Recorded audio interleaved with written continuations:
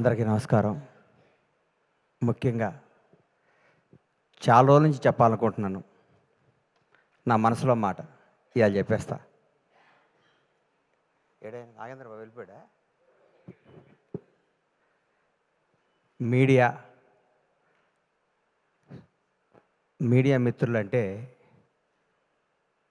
మన హృదయాన్ని, మన జీవితాన్ని ప్రజల వద్దకి తీసుకెళ్ళి వీళ్ళు ఇదిరా బాబు అని చెప్పి, ఒక పోలీసు వాళ్ళకి హాలిడే ఉండదు, అలాగే ఈ మీడియా సోదరులకు కూడా మేము పండగ రోజు ఓపెనింగ్ పెట్టుకుంటే పండగ రోజు పరిగెత్తుకుంటూ వస్తారు. మా ఇంట్లో ఏ రోజు మంచి రోజు అయితే మీకు అదే రోజు మంచి రోజు అని కెమెరాలు వేసుకొని పెన్ వేసుకొని పరిగెత్తుకుంటూ వచ్చి మా న్యూస్ని కొన్ని కోట్ల మందికి చేరవేసే, మా ఒక మంచిని చెడుని అందరికీ చేరవేసే మీడియా సోదరులు అందరికీ నా హృదయపూర్వక పాదాభివందనాలు. మీరు లేనిది ఎవ్వరూ లేరు. మిమ్మల్ని ఇసుక్కున్న అవన్నీ అబద్ధాలు. ఒక ఉదాహరణ నేను చెప్తా. ఎస్వి కృష్ణారెడ్డి గారు నన్ను వినోదంలో చిత్రంలో పరిచయం చేసినప్పుడు శ్రీకాంత్, శివాజీ రాజా, ఉత్తేజ్ తదితరులు అనేసారు. నా ఫోటో కూడా పక్కన పెట్టి 2 రోజులు నిద్రపట్టలేదు, నా పేరు వేయలేదు అని.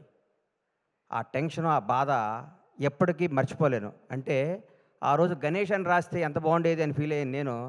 అప్పుడు కుమారస్వామి గారని ఒక రిపోర్టర్, అన్న కుమార్ అన్న నా పేరు ఎందుకు రాలేదు అని అడిగా ఫోన్ చేసి. సారీ గణేష్ మర్చిపోయాను అన్నాడు.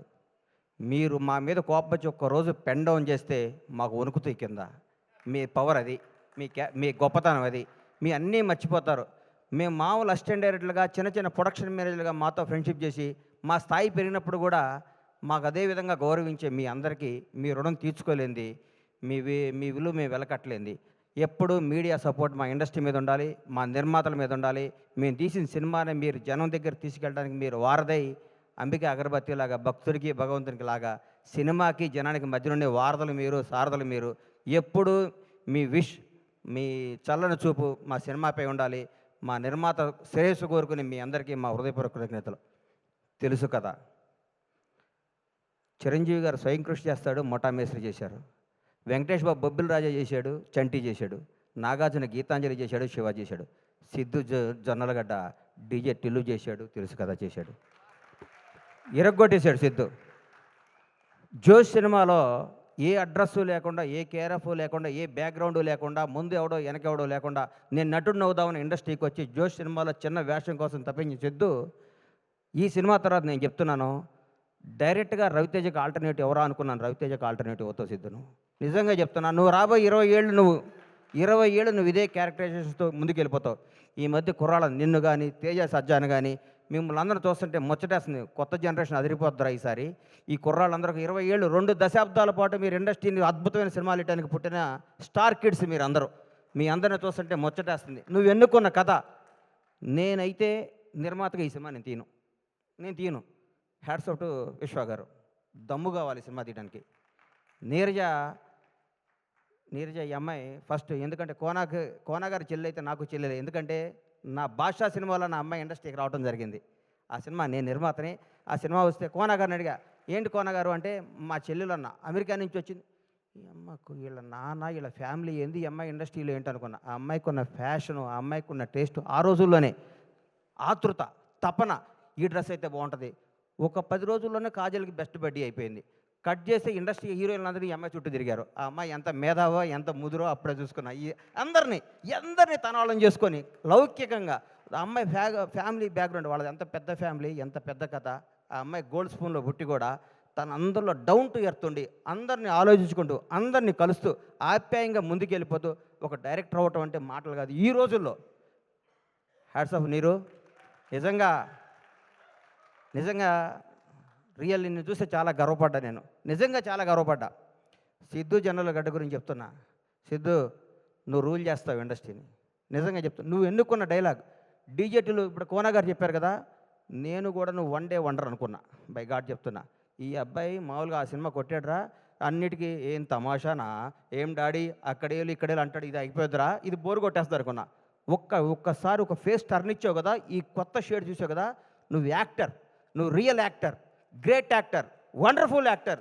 నీకు అద్భుతమైన ఫ్యూచర్ ఉంది సిద్ధు. నువ్వు చేసే ప్రతి నిర్ణయం, నువ్వు చేసే అన్నపూర్ణం సీన్ చాలండి ఈ సినిమాలో. ఇరగొట్టేసింది. కొన్ని టర్న్లు అవుతుంటే నాకు అర్థం కాలేదు. ఈ అమ్మ ఇదేంద్రా ఈ సినిమా ఏం చెప్దాం అనుకుంటున్నాడు ఈ సినిమాలో అనుకున్నాను. నాకు సినిమా తర్వాత ఇప్పుడు నేను వస్తుంటే నా వైఫ్ ఎక్కడికి వెళ్తున్నా ఉంది, తెలుసు కదా ఫంక్షన్కి వెళ్తున్నాను, రవి ఫోన్ చేశాడు వెళ్తానంటే ఏం సినిమా బావా, ఎంత మంచి సినిమా, ఈ మధ్యకాలంలో అట్లాంటి సినిమా చూడలేదు, నిజంగా యూనిట్ అందరికీ నా తరఫున కూడా అందరికీ కంగ్రాట్స్ చెప్పమని చెప్పింది. చూడన్న ప్రతి ఒక్కళ్ళకి చెప్తున్నా, లవ్ చేసుకునే ప్రతి ఒక్కళ్ళకి చెప్తున్నా, కొత్తగా పెళ్ళైన ప్రతి ఒక్కళ్ళకి చెప్తున్నా, ప్రతి ఒక్కళ్ళకి ఈ సినిమా తప్పకుండా చూడండి. ఇట్లాంటి సినిమా సూపర్ హిట్ చేయాలి.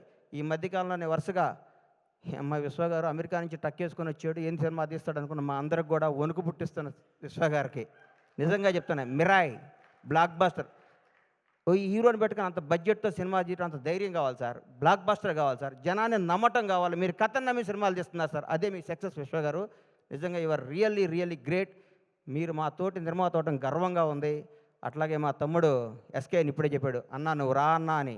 నేను బ్లాక్ బాస్టర్ ఇచ్చే బ్రేక్ ఇచ్చా, ఇప్పుడు మొదలవుద్ది కొత్త సెకండ్ హాఫ్.